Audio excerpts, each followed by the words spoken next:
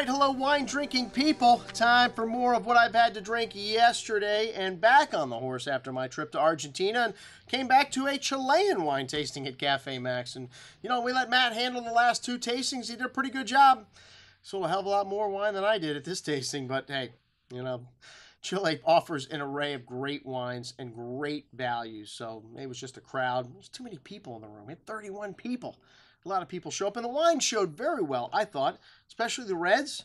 This first white, this Los Vascos wine, I'll tell you, man, you knew in 1990 when these people like Lafitte Rothschild moved into Chile, there was something going on. Well, there may have been some people there before that, but the political situation was such. Hey, Agustin Cuneas was exiled from his country, one of the most famous vintners in the history of Chile because of the political situation. Well, the KGB and the CIA both vying for positions for their parties to get elected. And, you know, Chile's a dangerous place.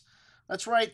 The highest recorded earthquake in the history, 9.5 on the Richter scale in 1960, the largest eruption, or one of the largest eruptions. They've got more active volcanoes than almost anywhere on Earth, and they also make some very good wines. You know, very typical, some of the reds in their pyrazines, you know, that peppery note you get from wines, but they're really learning to tame those now, and a little bit of that peppery spice, that herbaceousness, kind of adds a little complexity and something that's interesting in the wine. Too much, and it's overbearing. Well, this wine, a really juicy Sauvignon Blanc, a really easy drinking wine, you know, very light, very inoffensive, and hey, its price is inoffensive too. At $8.25, we got it on sale. It's got a screw cap. You don't need to pull the car over to open it up. Talk about convenience, and man, you drink this bottle down like it's a Pepsi. Your very typical Sauvignon Blanc, a little bit of that herbaceousness to it, but a lot of juicy fruit, maybe a little sweetness to this wine, but hey, that's what people like, man. We're the soda pop McDonald's society here.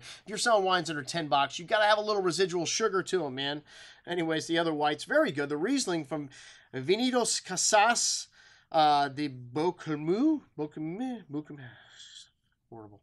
Anyways, this is from the Villa de Santo Domingo. A drier style of Riesling, and you can tell that because it's 13% alcohol. Nowhere in the back is there a dryness. You know, they have a new scale on Rieslings, which show dry or sweet, which I actually saw in a bottle of red wine. I've never seen it on a red wine before, but hey, the red wine was from the Finger Lakes. So the dryness scale not there, but always look at the alcohol if it doesn't have it there. This wine's got some nice white peach fruit, some lime blossom citrus, very pretty. Nice amount of juicy fruit on the tongue, and still some nice zesty acidity. Very nice balance of minerality here. A very good little Riesling at $18, a real crowd pleaser. And then the Sauvignon Blanc, the wine of the night.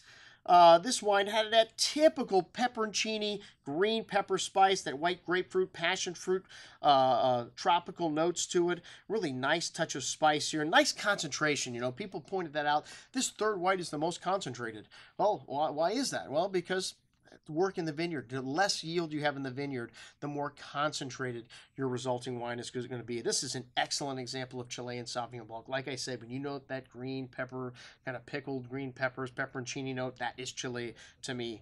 Very typical. Anyways, the Montesecano Pinot Noir up next from the Casablanca Valley. We actually had two Pinots.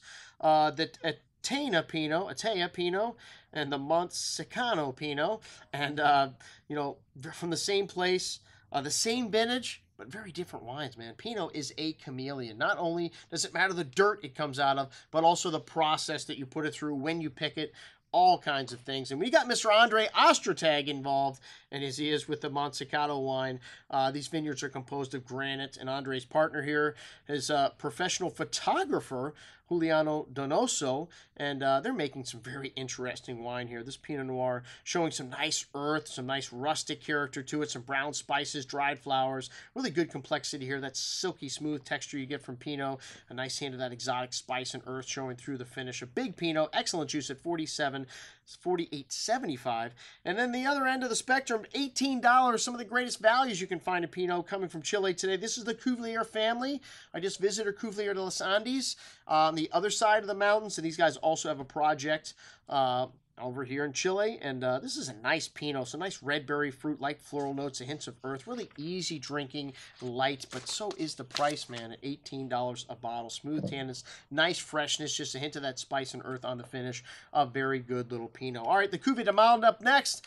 This wine is, well, we could call it a train wreck, but since he had an earthquake in 2011, we'll call it the Earthquake Red, because what happened? When the earthquake came, I don't think they had all their tanks earthquake-proof. Some of them cracked, and the wine spilled over the floor. And what was left? They made this blend out of, and it's a really odd blend. It's Cabernet Sauvignon, Carmenere, Merlot, Carignan, Pace, which is a mission grape, and Cinsault. So this wine's got some nice dark berry fruit here, a good amount of earthy, kind of a little bit of that peppery spice showing too, some dried meat, some herbs. A really unique blend here, but it works somehow. It's got nice complexity, smooth texture, fresh acidity, a really interesting red. Interesting and bad, or good in this case, I think. Very good at $21.75. All right, the Estampa Gold Red Blend. This is Carmenere, Cabernet, Cabernet Franc, probably the most Chilean-like. I mean, it's got that kind of herbaceous, kind of that peppery note, the graphite also shown in there.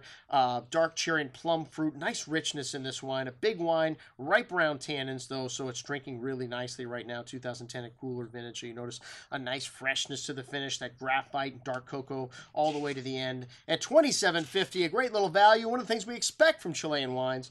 And then the Flaherty, there must have been a few Irish people going there with a name like Flaherty.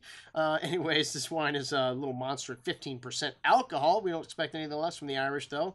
And it's 72% Syrah, 18% Cabin, 9% Tempranillo. And really unique blend, but really big wine. Like I said, it wears it well, though. 15% alcohol, still has nice balance. And this wine's got a full bouquet of dark plum, cherry fruit, dark cocoa, cigar box spice, and big.